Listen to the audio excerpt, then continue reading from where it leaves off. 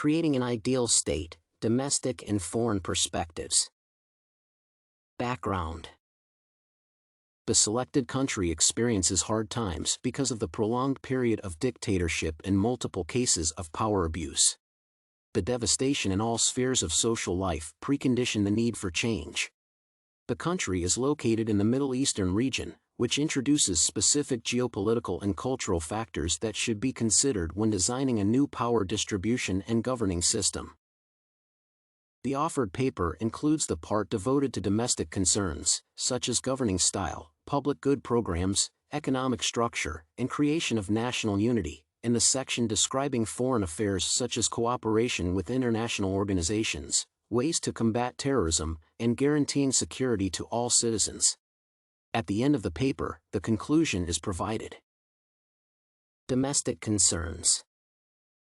Because of the previous history of dictatorship and totalitarianism, socialism should be taken as the model for the creation of a new country.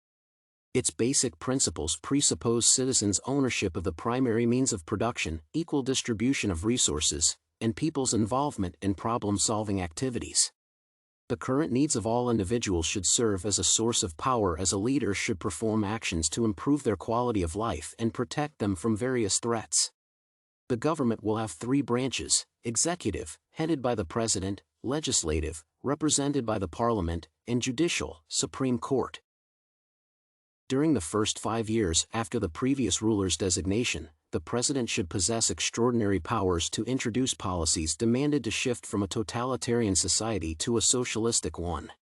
The parliament possesses the authority to create laws that the president should approve.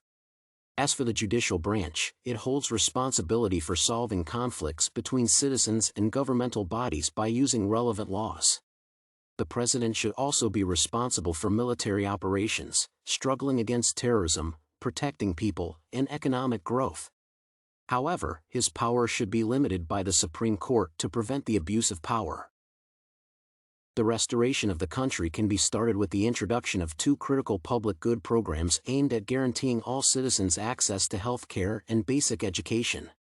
Both incentives should be financed by using national funds acquired due to the shift to a socialistic form of government. The equal distribution of funds means they're used to support people and meet their needs. For this reason, education and healthcare should be provided for citizens for free because of taxes paid by them. To support the programs mentioned above, the socialist planned economy with the opportunity to switch to a market socialist should be chosen. It will guarantee that funds will be distributed proportionally to produce the goods critical at the moment and vital for the improvement of people's lives.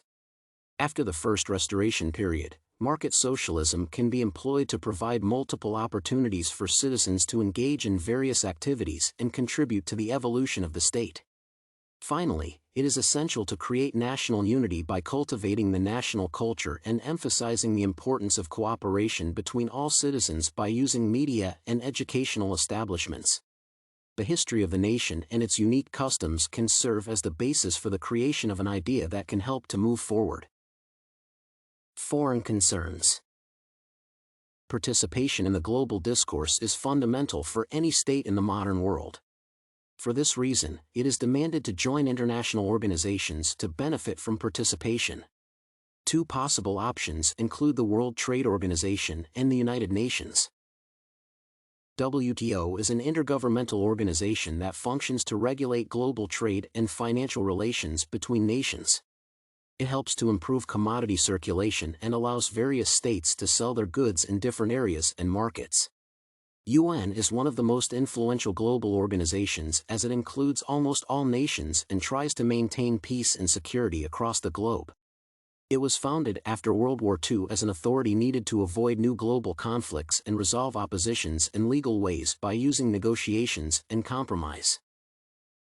Cooperation with the given organizations guarantees several benefits. First, being a member of WTO, the state will acquire new markets and will be able to sell its goods to improve its economy and provide people with better living conditions. Second, UN members can ask for assistance in case of military threats and use the help of other states. For this reason, it is vital to adapt the economy and the government structure to file an application and enjoy membership along with new options for growth.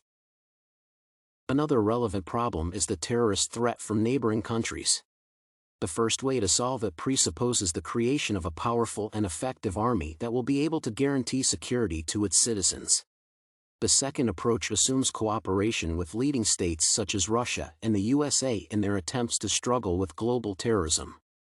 These will be a useful measure because of the combined effort, rich experience of outlying countries, and the presence of military forces to prevent any acts of violence. Conclusion. In such a way, the switch to socialism, the creation of education and healthcare programs, and a planned economy can help to solve some domestic problems. At the same time, cooperation with the WTO and UN, along with the creation of a powerful army, will contribute to the resolution of some foreign issues and the improvement of the state's position at the international level.